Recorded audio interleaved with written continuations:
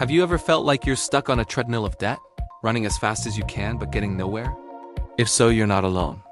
A staggering number of Americans are caught in the same cycle. But why? Is it just about bad spending habits? Or is there something bigger, something systemic, at play? Today, we are going to peel back the layers and uncover the real reasons why so many Americans find themselves constantly in debt. It's a complex issue, and the answers might surprise you. First, let's talk about the big three: housing, education, and healthcare. These aren't just expenses. They're considered by many to be the cornerstones of a stable middle-class life. Yet over the past few decades, their costs have skyrocketed, far outpacing the growth of average wages. Think about buying a house. It's the American dream, right? But the reality is that home prices, especially in desirable urban areas, have soared. A few decades ago, it was common for a single-income family to comfortably afford a home. Now, even with two incomes, many families struggle to save up for a down payment, let alone manage the monthly mortgage. This forces people into larger, longer-term loans, keeping them in debt for a huge portion of their lives. Then there's education. The promise is that a college degree is the ticket to a better-paying job. But that ticket comes with a massive price tag. Student loan debt in the United States is now over $1.7 trillion. That's trillion with a T. Many young people start their careers not at zero, but deep in the negative, with debt payments that can feel like a life sentence. This debt delays major life milestones like buying a home, starting a family, or even saving for retirement, and we can't forget healthcare. In the US, the healthcare system is a labyrinth. A sudden illness or an accident can lead to crippling medical bills, even for those with insurance. Medical debt is a leading cause of bankruptcy. It's a uniquely American problem where getting sick can financially ruin you and your family for years to come. The fear of these unexpected costs adds a constant layer of financial stress to daily life. So we have these three massive, almost unavoidable expenses. But on the other side of the equation, what's happening with income? For the past 40 years, while the costs of living have been climbing a steep mountain, wages for the average worker have basically been strolling on a flat path. This growing gap between income and expenses is a critical part of the debt puzzle. People aren't necessarily living more extravagantly. They're just trying to keep up with the basic costs of living, and their paychecks aren't keeping pace. When your income is stagnant, but your rent, tuition, and medical bills keep rising, what's the solution? For many, it's credit. This brings us to the next major factor, the culture of credit. From the moment we turn 18, we're bombarded with offers for credit cards. They're presented as a convenience, a tool for emergencies, a way to build your credit score. And while they can be useful, they are also incredibly effective traps.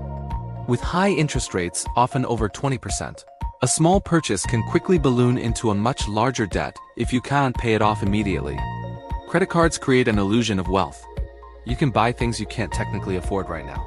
This instant gratification is a powerful psychological pull. Our society is built on consumerism.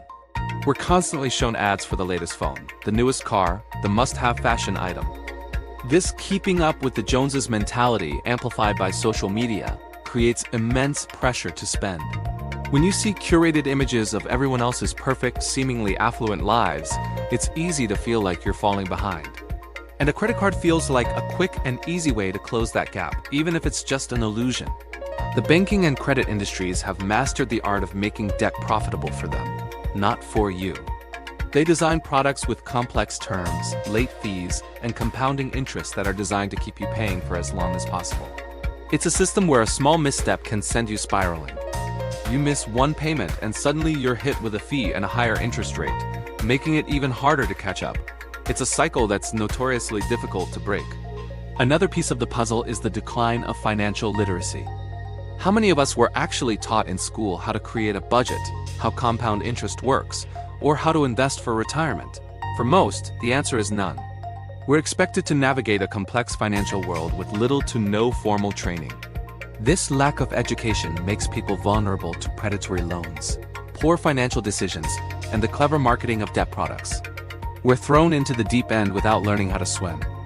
So what does this all mean? It means the narrative that debt is purely a personal failing is incomplete. It's a convenient story for some, but it ignores the massive systemic pressures pushing people towards debt. When wages are stagnant, essential costs are soaring. And you surrounded by a culture that encourages spending on credit you were never taught how to manage. Staying out of debt becomes an incredible challenge. It's not just about willpower or skipping your daily latte.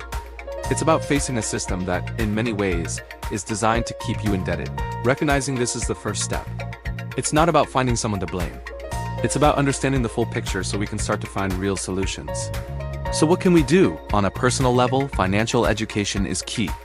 We have to take it upon ourselves to learn what the school system didn't teach us. There are countless amazing resources, online blogs, podcasts, and YouTube channels like this one dedicated to personal finance.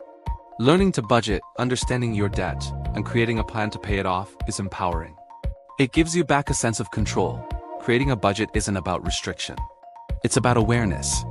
It's about telling your money where to go instead of wondering where it went. Tools like the snowball or avalanche method can provide a clear strategy for tackling debt and give you small wins along the way to keep you motivated. But individual action can only go so far. We also need to have a broader conversation about the systemic issues.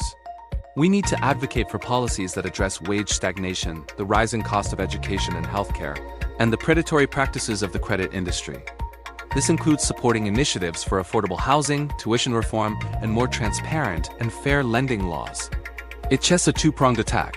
Arm ourselves with personal financial knowledge while also pushing for systemic change that makes it easier for everyone to achieve financial stability.